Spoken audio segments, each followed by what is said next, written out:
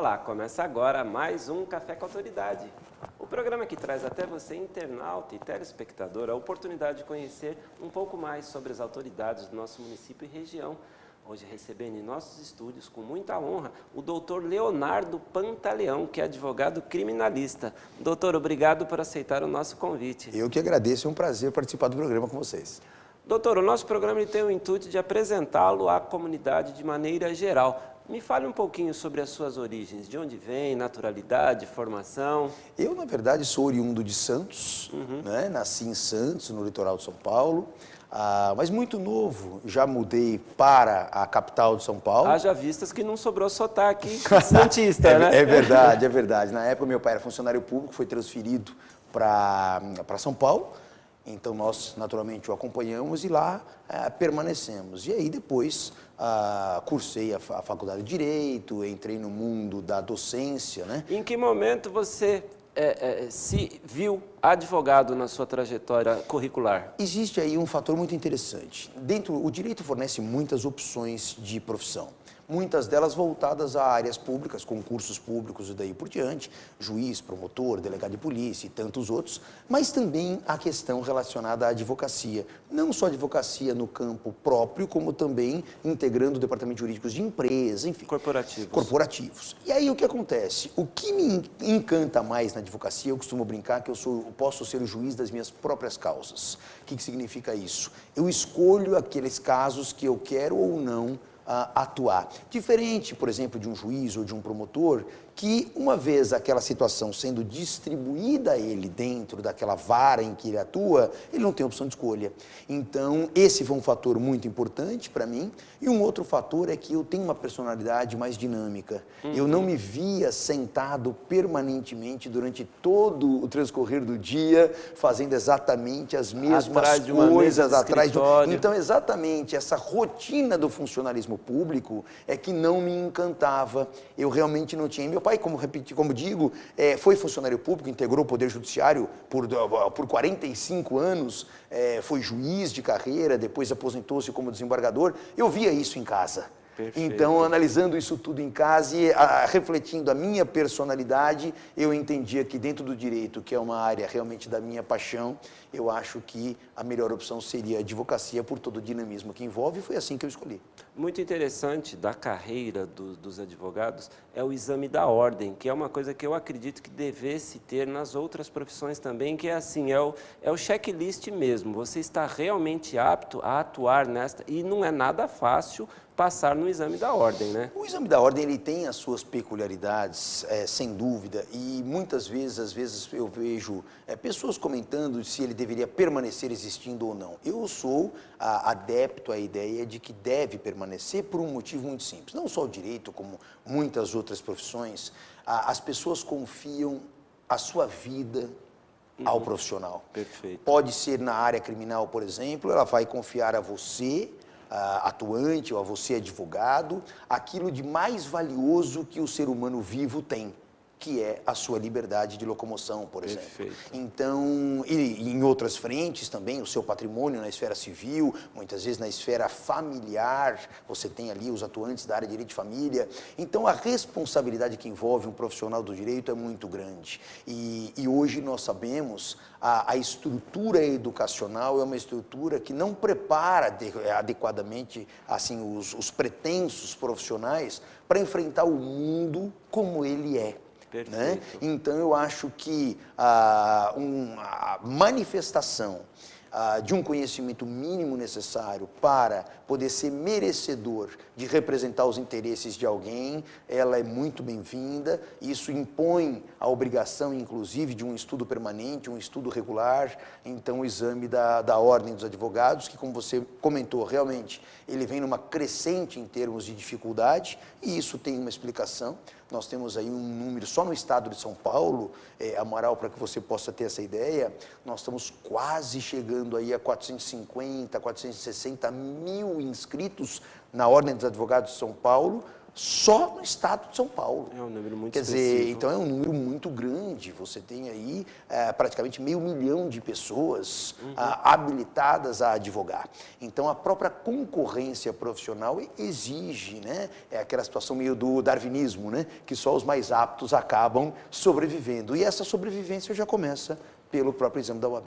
Doutor, recentemente houve um fato que acelerou muito o gargalo dos processos. Eu vejo muitos advogados agora dizendo que estão sem tempo de nada porque houve uma aceleração, parece que houve uma informatização e os processos estão, todos aqueles que estavam parados durante muito tempo, está tendo uma vazão muito grande agora. O que houve, na verdade, foi a digitalização dos processos. Então, hoje você tem, para os processos mais recentes, todos informatizados. Então, você tem os procedimentos digitais, o que é muito interessante para o advogado, porque evita deslocamento do advogado do seu local de trabalho, do seu escritório, até um fórum para fazer, eventualmente, o protocolo de uma determinada petição, ou a distribuição de uma determinada petição, ou até mesmo de um recurso, porque nós não podemos esquecer o seguinte, o Tribunal de Justiça do Estado de São Paulo, o lugar onde colegiado, segundo grau de jurisdição, onde ficam os desembargadores, que vão eventualmente corroborar ou não os termos de uma sentença de juiz de primeiro grau, ele fica na capital do Estado, em São Paulo. Perfeito. E nós temos advogados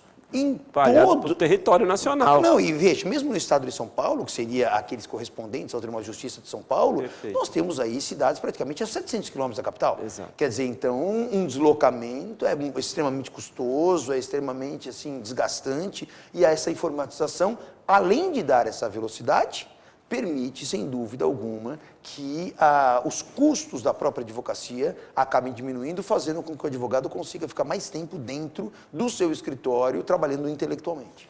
Doutor, o tema direito ele é muito vasto, muito abrangente, mas tem alguns temas que eu gostaria de abordar que acredito que seja curiosidade também dos nossos telespectadores. Claro.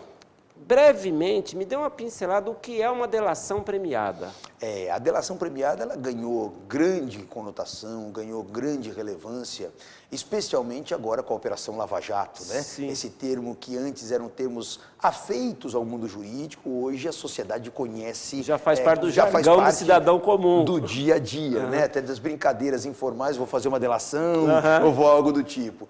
Na verdade, a delação premiada é a colaboração prestada por um indivíduo que integrou as atividades criminosas de alguma forma, onde ele vai colaborar com o poder público no desvendamento daquelas condutas ilícitas. E de que maneira ele pode colaborar? Diversas. Ele pode, por exemplo, identificar quem são os demais coautores ou partícipes daquele crime, ou eventualmente ele pode fornecer elementos que vão possibilitar o repatriamento de dinheiro que eventualmente tenha sido desviado para fora do Brasil através de práticas ilícitas. Então, são diversas as possibilidades que o colaborador pode, de fato, como o próprio nome sugere, contribuir com os órgãos do poder público voltados à persecução penal. E, claro, fazendo isso, analisando e tendo o mínimo de indícios para confirmar aquilo que ele está dizendo, não basta simplesmente ele falar, mas não ter nenhum elemento que venha a demonstrar a verossimilhança daquilo que ele está pontuando, ele acaba sendo premiado. Por isso, delação premiada. E a contrapartida seria uma redução de pena, diga-se de passagem, a moeda de troca. Nós podemos chegar até o máximo de uma concessão de um perdão judicial. De um perdão total. Pode haver um perdão judicial, a legislação admite em determinados casos, que se a contribuição for de grande monta, de grande relevância, aquele que com ela contribuiu, que de fato forneceu subsídios para isso, ele pode até receber o chamado perdão judicial, que tem como consequência a extinção da sua punibilidade. Mas é pressuposto para o colaborador reconhecer a sua própria responsabilidade criminal, diferente daquilo que se chama de caguetagem, né? Aquele cagueta no jargão mais o popular, X9. X9. Ele simplesmente vai dizer, olha, fulano praticou tal coisa. Não, a colaboração premiada é diferente. Ele reconhece que ele faz parte daquela estrutura criminosa e aí, mesmo após reconhecer, ele fornece os elementos de subsídio necessários para o desvendamento, como eu comentei agora há pouco. Então, ele reconhecer a sua responsabilidade criminal é o primeiro passo para poder pensar numa colaboração premiada. Tem uma outra questão que eu gostaria de fazer, só que está me fugindo a palavra adequada. Eu não sei se é induto ou indulgência. É permitido a um presidente da República libertar uma pessoa que esteja condenada... É o indulto. É o indulto. É o indulto. Na verdade, o que é o indulto? O indulto também é uma modalidade de perdão. Né? A Constituição Federal atribui ao presidente da República, que pode eventualmente delegar essa tarefa, mas a tarefa originária dele, em que ele anualmente, através de um decreto, ele então possa conceder o indulto a pessoas que estão cumprindo pena e que já preencheram determinados requisitos. Não é assim, indiscriminadamente. Não, existe no decreto vai se constar os requisitos necessários. Por exemplo, olha, todas aquelas pessoas que estão cumprindo pena e que já cumpriram mais da metade da sua pena, sem nunca ter tido nenhum tipo de falta disciplinar durante a sua permanência no sistema carcerário, que não praticaram crimes hediondos... Doutor, não queria trazer esta nossa conversa para um lado partidário, mas um tema que não quer calar. É possível, se eleito presidente do PT, ele libertar o ex-presidente do PT? Veja, existe esta possibilidade jurídica? Existe. Até para que a gente não direcione a questão para a política partidária, vamos então pensar da seguinte forma.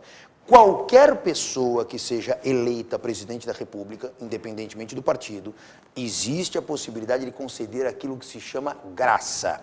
A graça é um indulto individual.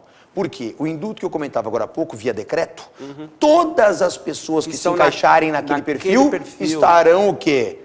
Contempladas com o indulto. A graça não. A graça é individual. A graça é individual. Precisa ser provocada, não é um ato que o presidente da República vá e, esponte própria, ele vá conceder a graça. Mas vamos pegar o exemplo que você mencionou. Uma pessoa que esteja presa pode direcionar um pedido individualizado ao presidente da República para que seja contemplada com esse perdão.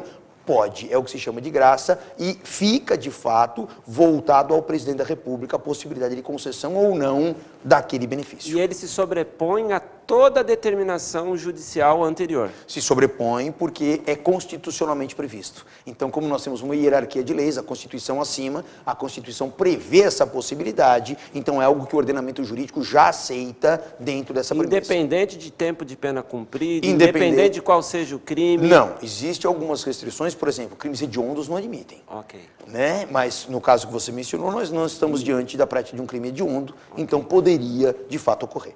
Outra dúvida que eu tenho também é quanto à fiança. Pelo que eu entendo, a pessoa foi detida, presa, conduzida a um distrito e, mediante pagamento, ela é liberada e isso se chama fiança. Me dá uma explanada para onde vai esse dinheiro, se ele for absolvido, se o dinheiro volta, como funciona? A fiança, grosso modo, ela acaba caracterizando o quê? É uma garantia que aquela pessoa que está sendo acusada da prática de um crime fornece ao Estado a respeito do ressarcimento pelo dano causado pela conduta por ela praticada. Então, hoje leva-se em conta a questão atinente ao patrimônio do indivíduo, até para que se mantenha um caráter de proporcionalidade. Okay. Eu não posso fixar para um mega empresário o mesmo valor de uma eventual fiança que eu colocaria a um funcionário contratado dele. Então, tá tem duas medidas. O crime ou o delito cometido, de contrapartida, os bens, as posses do réu. Sem dúvida, por exemplo, para que se estabeleça uma forma, inclusive, até para que não se frustre a possibilidade de fiança. Porque a lei, nos casos que os crimes são afiançáveis, não se pode chegar e colocar um valor muito acima daquilo que a pessoa pode arcar, porque isso é o mesmo que negar o benefício da fiança. Perfeito. Se chega para um trabalhador comum que ganha um salário mínimo e impõe a fiança de R$1 milhão, é o mesmo que negar para ele. Então está negando um direito. Por isso a importância de se observar a proporcionalidade econômica daquilo que ele pode contribuir e garantir o Estado em razão da prática do crime. Se eventualmente ele for absolvido, esse valor é levantado. Esse valor é levantado porque, afinal de contas, caracterizou-se que não houve a prática do crime. Então não há por que ele ressarcir alguma coisa que ele não cometeu. Fazendo só uma analogia ao termo técnico usado pelo senhor, levantado significa devolvido ao pagador. Exato. Levantar a fiança significa o quê? Retirá-la, resgatar o valor que havia sido pago como fiança, como garantia. Então, fui absolvido, demonstrou-se que não houve prática de crime, não vai haver necessidade de ressarcimento. Estado, aquele dinheiro que ficou com você para eventual garantia desse ressarcimento, não houve, então, por favor, me devolva, sob pena de um enriquecimento ilícito por parte do próprio poder público. Né?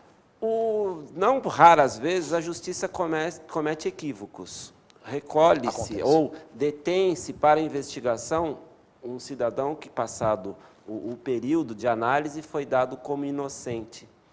Cabe algum ressarcimento, algum reembolso, alguma indenização para esse tempo de reclusão indevido? Dependendo da natureza do erro, dependendo das circunstâncias do caso concreto, pode acontecer um direito de indenização, sem dúvida alguma pode. Não só contra o Estado, como muitas vezes aquele que acusou injustamente aquela pessoa. Aquele que acusa sabendo que ele não é o autor do crime, mas o acusa Houve uma má-fé. porque de repente tem ali alguma rusga pessoal, alguma coisa assim que ele está querendo desenvolver, é passível uma ação de indenização? Sem dúvida é, não só ao Estado, dependendo do caso, não são todos, não é uma coisa tão simples assim, porque o juiz, quando determina a prisão de alguém, o juiz faz uma análise especificamente a respeito dos indícios mínimos. Mas essas falhas ocorrem e, se ficar evidentemente demonstrado uma falha grave por parte do poder público, o dever de indenizar realmente é presente. Doutor, recentemente tem acontecido casos assim que têm chocado a população, que são esses elementos que se masturbam em coletivos, em pontos de ônibus. Isso é tido como, era tido, o senhor me disse um pouco antes de iniciar o programa, eu faço questão de abordar esse assunto, era tido como contravenção, agora crime. Exato. A diferença de crime e contravenção? Nós temos aí, tanto o crime quanto a contravenção, são espécies de infrações penais. Okay. O crime é uma espécie de infração penal em que, por questões de política criminal, o legislador pega aquele comportamento e ele considera que aquele comportamento gera um desassossego social de grande monta, de relevância, então ele atribui a figura de crime a esse comportamento, porque vai inclusive permitir a pena privativa de liberdade, ou na modalidade de reclusão, ou na modalidade de detenção. A contravenção penal, ela também esbarra na questão de uma conduta ilícita, porém de uma gravidade muito menor. Em relação a esse aspecto que você abordou, Amaral, de fato, a importunação ofensiva ao pudor, que era retratada exatamente por exemplos como esse que você disse, e começou, infelizmente, a se tornar frequente na nossa sociedade, talvez até pela impunidade. Punição, claro. O legislador, então, diante desse contexto, recentemente, a partir do dia 25, entrou em vigor uma nova lei em que pega essa mesma conduta, esse mesmo comportamento e ele eleva do patamar de contravenção penal para crime. Portanto, hoje é perfeitamente possível, uma pena que vai de 1 a 5 anos, inclusive, de reclusão. É a mesma pena, para você ter uma noção, do estelionato. É uma pena exatamente idêntica ao crime de estelionato. Então, hoje, essa conduta passa a ser criminosa. Portanto, admite uma prisão em flagrante, admite, inclusive, até num pior cenário, uma prisão preventiva ou algo do gênero, para poder... E por que o legislador faz isso? Para tentar mostrar para a sociedade que, de fato, ele está agindo, está atento aos problemas que estão causando esse desassossego e vai tentar inibir. Por quê? Porque quando eu coloco uma pena nessa conduta, eu tenho um caráter preventivo. Parte do princípio que o indivíduo vai agora pensar um pouquinho mais antes de desenvolver um comportamento dessa natureza. Doutor, um assunto bastante divulgado nas redes sociais e a gente não sabe muito bem em quem acreditar, porque parece ser um tanto quanto gritante. Eu, particularmente, sei a resposta, mas gostaria que você trouxesse aos nossos telespectadores. É verdade que o preso recebe salário? Na verdade, o que você tem é o auxílio reclusão. Né? O auxílio reclusão existe, é fato, ele existe, direcionado principalmente à família do preso. Né? E ele tem também uma pequena remuneração, que aí já não é nem salário, não é nada disso, em que ele acumula durante o período que está preso pelo trabalho que ele desenvolve dentro da unidade prisional. Até para que a gente não tenha, só para ficar bem claro, aquela situação, por exemplo, de escravidão, né? Porque é vedado, obviamente, pela Constituição, ele recebe ali uma pequena retribuição, doutor, que nem se equipara a salário mínimo. É hilário, porque ele não tem a menor condição, ele mal tem condição de se manter vivo, haja vista a superlotação das cadeias, porque nem para os CDPs estão conseguindo mandar os réus que estão para ser julgados, e quando eles vão para a penitenciária, aí ele já está mais tranquilo, porque já está tudo resolvido, ali ele realmente pode ser que tenha condição de alguma coisa. Mas ele tem uma remuneração em detrimento do trabalho, só que ele não produziu absolutamente nada a não ser despesa. Exato, mas aí o que acontece? Aquele que não está desenvolvendo nenhum tipo de trabalho, porque esses trabalhos, Amaral, é interessante você também, e o nosso telespectador saber também o seguinte, hoje, até pelo número enorme de pessoas que tem lá dentro, você não tem trabalho para todo mundo. Não você não tem posto de condições. trabalho para todo mundo. Então, essas pessoas que não estão desenvolvendo tarefas, é evidente que não podem receber absolutamente nada. As pessoas, por outro lado, que trabalham, vamos imaginar, na cozinha da unidade prisional, na limpeza da unidade prisional, muitas vezes da construção civil da unidade prisional, onde, por exemplo, precisa construir um novo parlatório ou algo do tipo, Mas, aí elas acabam desculpe interrompê-lo, mas isso está mais ligado às penitenciárias. Nos CDPs e nas cadeias não tem condição de ter esse controle. Toda administração penitenciária tem que ter. Então, o diretor de um CDP, por exemplo, ele tem que saber quem é o preso que está ali trabalhando na limpeza, quem é o preso que está trabalhando na cozinha, porque seja CDP ou seja penitenciária, nós temos as mesmas necessidades mínimas ali da gestão operacional daquele local. Então, a unidade, o diretor da unidade, você tem lá dividido por setores, diretor de disciplina, diretor de segurança e uma série delas. O diretor respectivo, ele sabe quem são as pessoas que estão desenvolvendo, até porque existem documentos que são assinados, prestação de contas por eles próprios em relação ao que faz no dia a dia.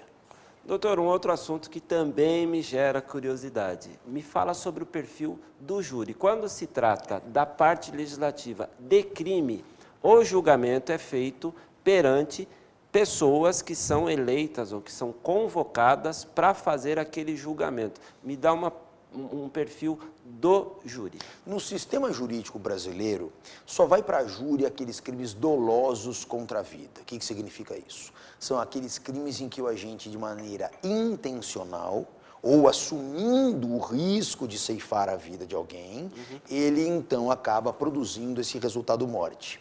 Então nós temos, por exemplo, o homicídio doloso sendo de atribuição do tribunal do júri, o homicídio culposo não. A troca, a inversão dessas palavras, ela causa confusão e inversão no cérebro. O crime doloso, a pessoa tem culpa. E no crime culposo, a pessoa tem dolo. Por isso que eu sempre digo assim, o crime doloso, a pessoa tem a intenção. Tem a intenção. Pronto.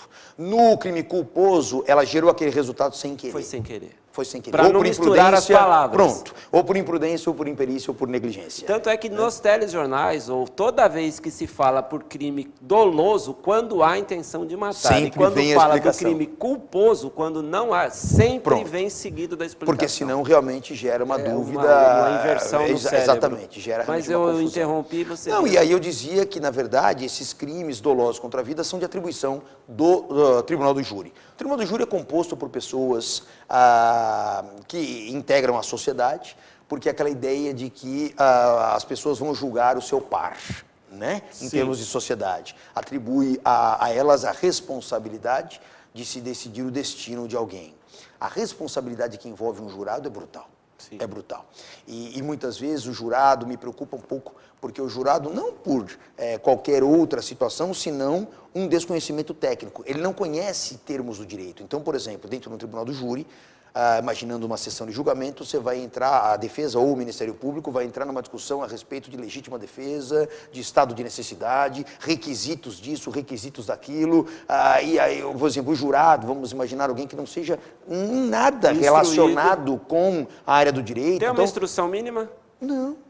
Você tem que ter 18 anos completos Não, e não pode ter qualquer tipo de passagem criminal. Alfabetização não é quesito? Pode ser um analfabeto? Não. Também temos que ter essa questão mínima, claro. Ok. Até porque muitas vezes o jurado pede para ler determinado depoimento, analisar determinado conteúdo probatório que está nos autos. Perfeito. Então esse requisito também é fundamental. Mas, a par disso, não há uma necessidade de formação técnica na área do direito. Então você pode ter um médico integrando, você pode ter uma dona de casa, você pode ter um comerciante, um empresário, e são pessoas que desconhecem a amplitude de determinados conceitos jurídicos. Então isso fica ainda mais caracterizada a responsabilidade do jurado, porque ele vai ter que, sempre que não entender alguma coisa, ter a humildade suficiente para reconhecer que não entendeu, pedir uma nova explicação, uma explicação mais transparente daquilo, para que ele possa concluir sobre a responsabilidade criminal ou não daquele indivíduo, porque não podemos esquecer, nós estamos falando de crimes dolosos contra a vida, são crimes de penas altíssimas. Sim. Então, um julgamento precipitado, ou assim, na própria sorte, ou às vezes o que acontece muito, né, naquele espírito de revanche, porque normalmente a sociedade é refém daquelas pessoas no dia a dia, naquele momento inverteu-se. Ele é o refém da sociedade. Mas aí não pode deixar de lado o mérito do ato. Em hipótese alguma. Porque eu tenho... Esse é o brilhantismo da atividade de julgar, né? O jurado pode ter ódio do estuprador, mas precisa ver se aquele indivíduo realmente é o ator do estupro. No tribunal do júri, nós não julgamos a pessoa, nós julgamos o fato. O fato. Perfeito. Essa é a melhor linha de entendimento para quem vai eventualmente compor um conselho de sentença. E o jurado, ele é voluntário, ele é convocado. Ele é convocado. Ele é convocado. Nós temos ali, todo início de ano, as instituições privadas, públicas e tudo mais, remetem ao Poder Judiciário, na medida da solicitação do Poder Judiciário, pessoas que preenchem os requisitos e que possam eventualmente integrar o conselho de sentença daquela localidade. E isso é feito no início do ano, levanta-se um grande número de pessoas e essa distribuição dessas pessoas pré-selecionadas vai ocorrendo durante o transcorrer daquele ano. No ano seguinte muda, novas pessoas vêm e daí por diante. Uma vez convocado, eu não vou julgar ou dar o meu parecer num litígio, numa ação. Desde que você seja sorteado dentre os...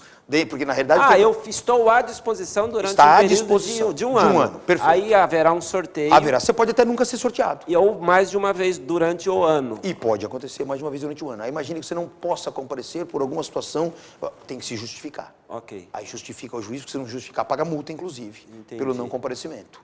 Né? É uma função de extrema responsabilidade e mais. O jurado, enquanto está ali, desenvolvendo esse mistério, essa função, ele é equiparado a funcionário público. De tal forma que, vamos dar um exemplo, se ele solicita um dinheiro ali para o advogado do réu, para votar favoravelmente ao réu, ele está praticando crime de corrupção passiva, pode ser preso em flagrante. Entendi. Porque naquele momento ele é equiparado a funcionário público.